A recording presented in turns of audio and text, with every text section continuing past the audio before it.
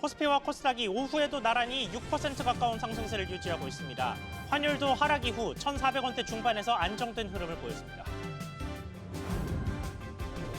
전 세계를 상대로 한 관세를 90일간 유예하기로 한 도널드 트럼프 미국 대통령이 중국에는 또 추가 관세를 부과했습니다.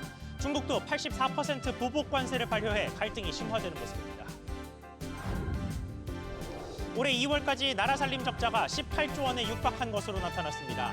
국가 채무도 21조 원 들면서 총 규모가 1,180조 원을 넘었습니다.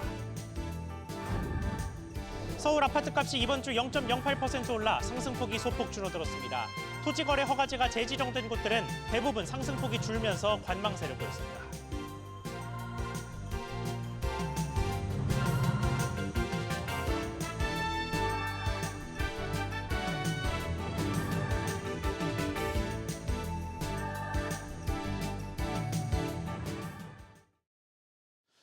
여러분 안녕하십니까? 증시가 오후 들어서도 상승세를 조금씩 더 키우면서 코스피는 이제 2,400선대 중반을 바라보고 있는 중입니다.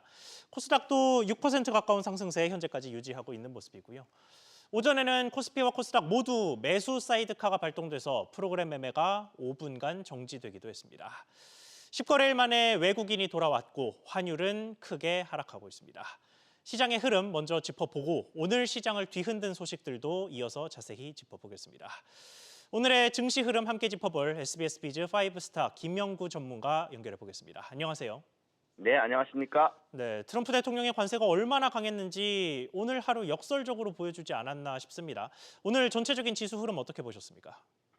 네, 전날은 시베리아, 오늘은 발리란 표현이 딱 어울리는 냉탕, 온탕을 느낄 수 있는 하루였습니다. 코스피 지수 아침 시작부터 플러스 4%대 갭상승으로 출발을 했고요. 사이드카까지 발동되면서 지금 현재는 플러스 6% 근접하는 급등세를 시현 중입니다. 그동안 단기 2,650포인트부터 무려 350포인트가 단숨에 폭락했던 증시가 2,300포인트 수준에서 바닥을 확인했고 관세 유예라는 재료로 급반등에 성공을 했어요.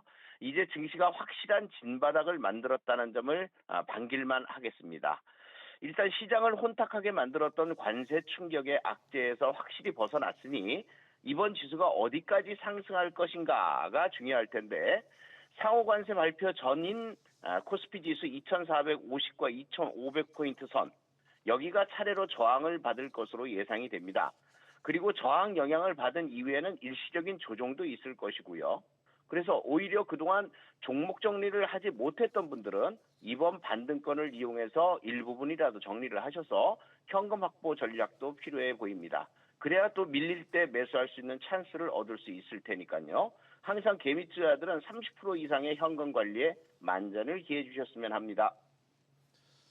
네, 투자 전략까지 감사합니다. 그리고 환율도 좀 짚어보죠. 이게 어제까지는 이러다가 1,500원 선을 가는 것 아니냐 이런 불안감이 커진 상태였는데 오늘은 크게 떨어졌습니다. 예, 맞습니다. 환율 1,483원대까지 급등하면서 마음을 졸이게 했는데요. 오늘 관세 유예 발표 후에는 확연히 다른 모습입니다. 1,460원 선에서 안정을 취하고 있고요. 단순하게 생각해도 환율 1,500원을 돌파하는 건 그렇게 어려워 보인다는 생각입니다. 만약 돌파한다면 우리 증시에 또 한 번 파란이 일지 않겠습니까? 이젠 적어도 관세 유예 기간까지는 1,450원에서 1,460원 선 전후로 등락을 거듭할 것으로 예상되고 있습니다.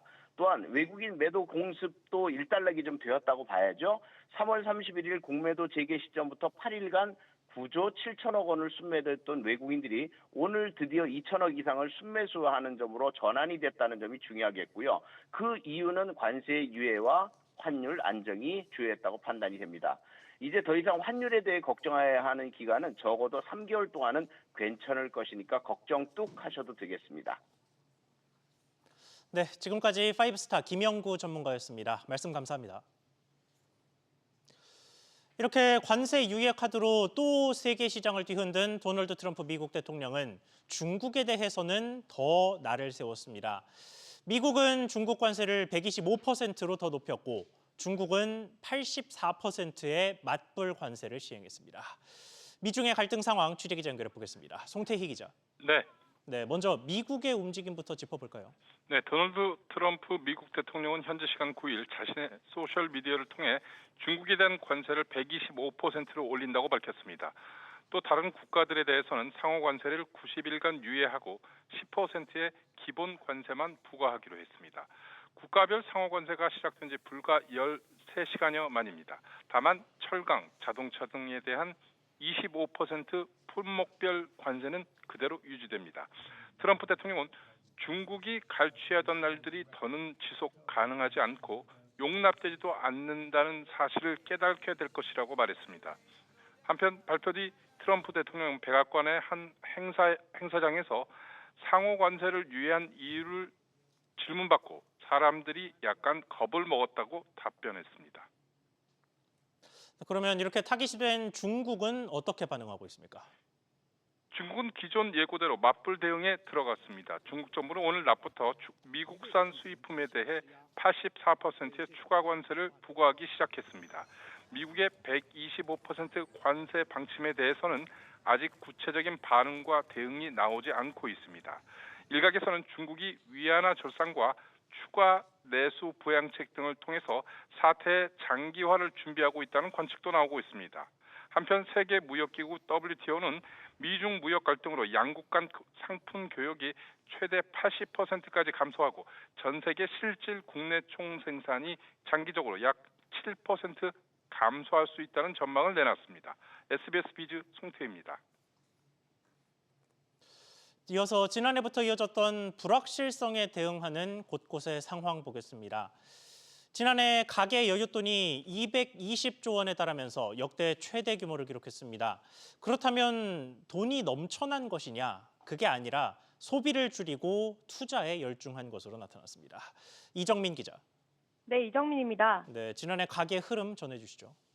네, 오늘 한국은행이 발표한 자금순환 통계에 따르면 지난해 가계 여윳돈인 순자금 운용 규모는 215조 5천억 원으로 집계됐습니다. 통계를 작성한 이후 역대 최대 수준입니다. 재작년보다 55조 원 늘었고 직전 최대치인 2020년에 206조 6천억 원보다도 10조 원가량 많은 수치입니다. 한국은행은 가계소득이 지출보다 크게 늘었고 아파트 신규 입주 물량이 줄어드는 등 여유 자금이 늘어 순자금 운용 규모가 전년에 비해 확대됐다고 설명했습니다. 가계자금 운용액은 266조 1천억 원으로 전년보다 약 71조 원 늘었는데요. 예금 적금 등의 금융기관 예치금은 축소됐지만 지분증권 및 투자펀드, 보험 및 연금준비금 등은 늘어났습니다. 네, 지금 특히 은행에서도 자금이 빠졌다고 언급된 부분이 눈에 띄는데 그러면 그렇게 안 쓰고 모은 돈은 어디로 갔습니까? 네, 지분증권 및 투자펀드 운용액은 지난해 42조 4천억 원 증가했습니다. 재작년 6조 1천억 원 감소한 것과 비교하면 크게 늘어난 수준입니다. 하는 관계자는 해외 주식과 해외 펀드 쪽 투자가 많이 늘면서 운용 규모가 확대됐다고 말했습니다. 이와 함께 채권과 보험, 연금준비금 운용액도 각각 37조 9천억 원, 62조 5천억 원 늘었습니다. 가계자금 조달의 대부분을 차지하는 금융기관 차입은 29조에서 47조 2천억 원으로 늘었습니다. 예금 취급 기관으로부터의 차입이 51조 6천억 원 크게 늘어난 영향입니다. SBS 비즈 이정민입니다. 관세 전쟁에서 우리나라를 둘러싼 우려가 특히 컸던 이유는 중국과 미국 모두 경제적으로 우리와 가깝기 때문입니다. 이런 가운데 미국과 우리나라 제품이 장악하고 있는 스마트폰 시장에서 중국의 활동이 눈에 띄게 활발해지는 모습입니다. 독일 프리미엄 카메라 브랜드 라이카와 협업해 만든 플래그십 스마트폰을 국내에 출시해 초도 물량을 완판시킨 샤오미가 다른 모델들도 들여와서 국내 시장 공략에 박차를 가하고 있습니다. 김동필 기자. 네, 김동필입니다. 네, 지금 샤오미 움직임이 어떻습니까? 네, 샤오미의 최신 플래그십 모델인 샤오미 15 일반 모델까지 출시를 계획하고 있는데요. 앞서 샤오미는 어제 샤오미 15 일반 모델에 대한 5G 전파 인증을 받았습니다. 현행법에 따라 스마트폰 등을 국내에서 판매하려면 반드시 전파 인증 절차를 밟아야 하는데요. 출시일은 아직 미정이지만 이번 적합 판정으로 샤오미 15 일반 모델 판매의 첫 발을 내디뎠다는 평가입니다. 샤오미 15는 삼성전자 갤럭시 S25 시리즈에 들어간 퀄컴 스냅드래곤 8 엘리트 칩을 탑재한 플래그십 시리즈입니다. 16GB 램을 넣은 제품도 있지만 이번에 들여오는 건 12GB 램을 탑재한 512GB 용량 모델로 알려졌습니다. 네, 샤오미가 국내 점유율을 좀 확대해 보겠다는 전략으로 읽힙니다. 네, 그렇습니다. 국내 스마트폰 시장은 삼성과 애플이 사실상 양분하고 있는 독과점 구조인데요. 샤오미는 국내 법인까지 내면서 스마트폰 시장 공략을 1순위로 내세웠지만 국내 이동통신사와의 협업이 아직이라 난항을 겪고 있었습니다. 그러던 와중 샤오미 15 울트라가 출시 초반 쇼핑몰에서 완판되는 등 반응이 좋자 기세를 몰아서 일반 모델까지 출시하며 틈새 공략에 나선 것으로 풀이되는데요. 샤오미 15 울트라 모델이 유럽 가격 대비 30% 저렴하게 들어온 만큼 글로벌 출시가가 160만 원인 일반 모델도 비슷한 수준으로 맞추어서 100만 원에서 110만 원대일 것이란 추측이 나옵니다. SBS 비즈 김동필입니다. 국내외에서 라면을 중심으로 시장 존재감을 보이고 있는 농심이 소스 사업에 드라이브를 걸고 있습니다. 최근에 관련 시장이 급성장하자 관심을 드러낸 것으로 보이는데 구체적으로 어떤 영역에 대해서 어떤 움직임을 보이고 있는지 취재기자 연결해 보겠습니다. 정대한 기자. 네, 정대한입니다. 네, 농심이 구체적으로 뭘 추진하는 겁니까? 네, 농심은 B2B 식품 소재 사업 브랜드인 플레이버링크를 론칭하고 사업에 참여할 기업들을 물색하고 있는 것으로 파악됐습니다. 플레이버링크는 농심의 사내 벤처 프로그램에서 출발한 브랜드로 농심이 만든 소스 중 식품 소재를 활용해 다른 업체들에게 식사업 솔루션을 제공하는 사업 모델입니다. 고기가 들어가지 않아도 고기 향과 맛이 나는 방식으로 원물이 아닌 식물성 원료를 통해 돼지고기나 굴소스 등의 풍미를 내는 소재에 주력할 계획입니다. 농심 측은 시장 가능성을 가늠해보는 테스트 단계라며 추후 제품 생산 등 정식 사업화 여부를 결정할 예정이라고 밝혔습니다. 네, 아무래도 라면 사업 하나만 가지고서는 안 되겠다라는 위기 의식도 좀 깔려 있겠죠. 네, 그렇습니다. 농심은 신라면, 안성탕면 등 라면 비중이 전체 매출의 80%가 넘는데요. 지난해 매출액이 0.8% 소폭 증가에 그친 데다 영업이익은 23% 감소하면서 사업 다각화에 나서고 있습니다. 이에 앞서 반려동물 영양제와 스마트팜 사업을 시작한 데 이어 K푸드 열풍을 타고 글로벌 소스 시장에 본격 뛰어드는 겁니다. 업계에 따르면 글로벌 식품 소스 시장 규모는 50조 원으로 추산되는데요. 농심은 특히 풍미 소재를 통해 3,600조 원에 달하는 할랄 시장과 80조 원 규모의 비건 시장을 집중 공략할 전망입니다. SBS 비즈 정대한입니다. 유통 대기업들은 줄줄이 희망퇴직에 나서고 있습니다. 내수 침체가 길어지고 있는 데다가 대외 경제 불확실성도 커지면서 내수 비중이 높은 유통업계 위기감이 짙어지는 분위기입니다. 신채연 기자. 네, 신채원입니다. 네, 어떤 기업들이 구조조정에 들어가는지 하나하나씩 좀 짚어보죠. 네, 롯데그룹의 식품 계열사인 롯데웰푸드는 45살 이상의 근속 10년 이상 임직원을 대상으로 희망퇴직을 받고 있습니다. 현대면세점도 앞서 동대문점을 정리하고 무역센터점을 축소 운영하기로 한 데 이어 부장급 이하 모든 직원을 대상으로 희망퇴직을 진행 중입니다. 이마트도 지난해 창사 이래 처음으로 두 차례에 걸쳐 희망퇴직을 실시했고 홈플러스와 명품 플랫폼 발라는 기업 회생 절차를 밟고 있는 상황입니다. 네, 그야말로 대기업들도 피하지 못한 구조조정 칼바람이 불고 있는 모습인데 아무래도 경기 침체 영향이 크겠습니다.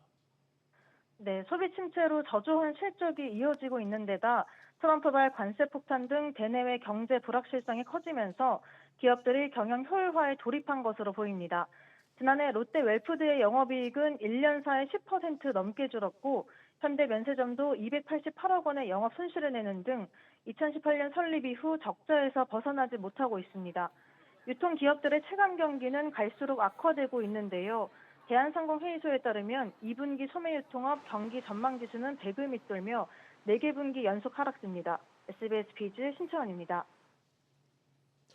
부동산 시장 보겠습니다. 서울의 강남 3구와 용산구가 토지거래 허가구역으로 재지정된 가운데 아파트값의 상승폭이 이번 주에도 소폭 둔화됐습니다. 다만 강남 등 주요 지역에는 수요가 여전히 몰리고 있습니다. 윤지혜 기자. 네, 윤지입니다. 네, 서울 아파트값 흐름 전해주시죠. 서울 아파트 매매 가격은 상승세가 지속되고 있지만 그 상승폭은 줄어든 것으로 나타났습니다. 한국부동산원이 발표한 4월 첫째 주 주간 아파트 가격은 지난주보다 0.08% 올랐는데요. 토지거래 허가 규제가 확대 재지정된 지역 대부분 상승폭이 줄면서 서울 아파트값 상승세가 주춤한 모습입니다. 서울 아파트값은 2월 셋째 주 토호제를 해제하자 한 달 내내 꾸준히 상승폭을 키웠습니다. 3월 셋째 주에는 한 주 만에 0.25% 오르면서 2018년 이후 최대 상승을 기록했는데요. 하지만 이후 서울시와 정부가 토호제를 다시 지정한다고 발표하자 3월 넷째 주 0.11%로 상승폭이 줄었습니다. 자, 정리하면 재지정 이후로 2주 연속으로 상승폭이 둔화된 흐름인데, 자, 그러면 토호제 영향의 핵심 지역이었던 강남권과 마포, 용산, 성동, 이른바 마용성 등은 상황이 어땠습니까?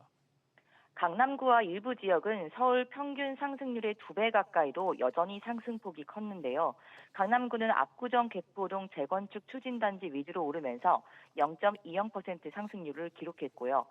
성동구도 행당 옥수동 위주로 0.20% 올랐습니다. 마포구는 정주 여건이 양호한 동네 중심으로 0.17%, 송파구 방이 신천동 위주로 0.16% 올랐습니다. 지난주 전국에서 아파트가 상승률이 가장 높았던 과천시는 이번 주 0.19% 상승했습니다. 또 지난주 보합을 기록했던 경기도는 전체 마이너스 0.01%로 아파트 값이 하락을 했고요. 전국적으로는 매매 가격이 0.02% 하락하면서 전주보다 낙폭을 키웠습니다.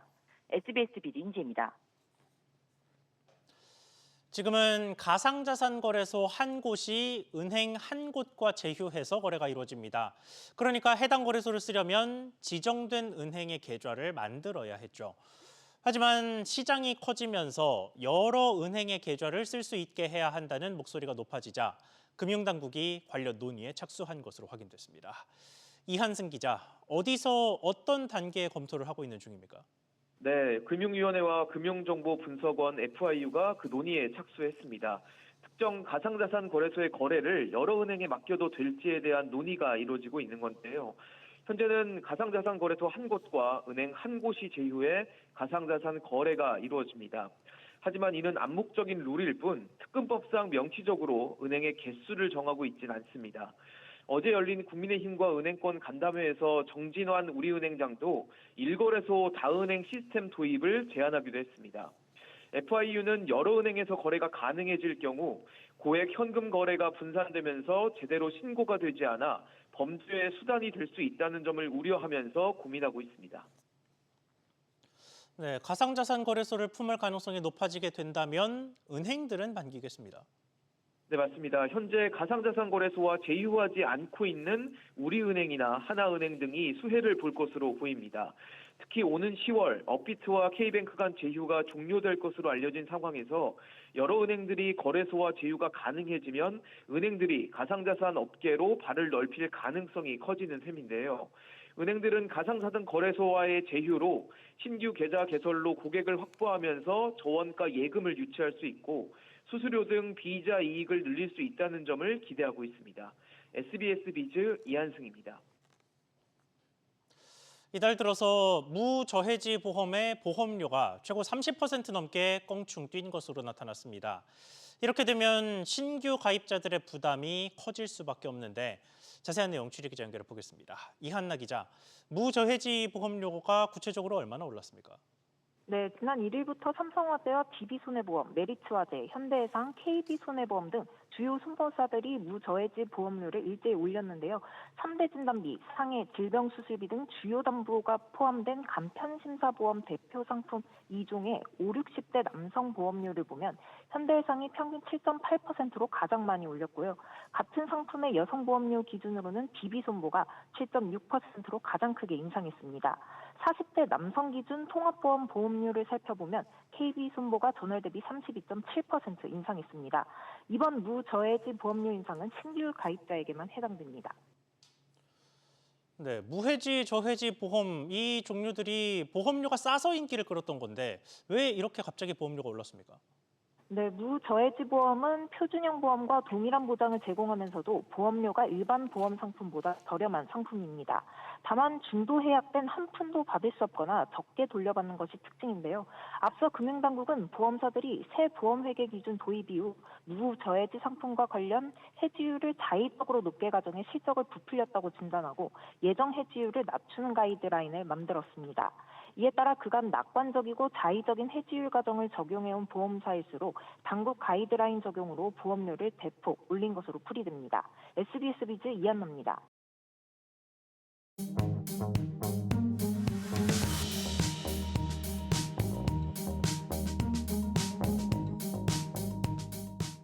안녕하세요. K웨더 공기진흥센터에서 전해드리는 대기오염 예보입니다.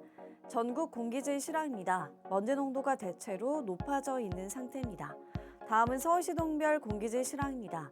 대체로 탁한 상태고요.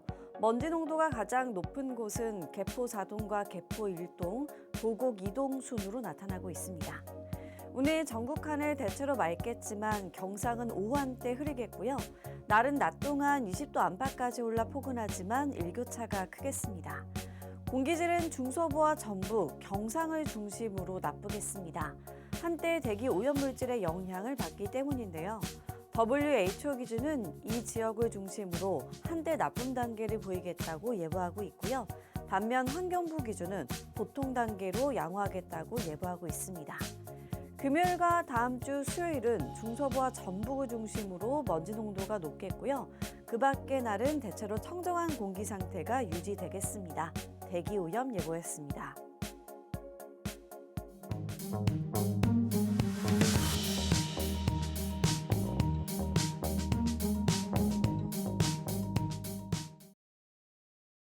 뉴스 마치겠습니다. 시청해 주셔서 고맙습니다.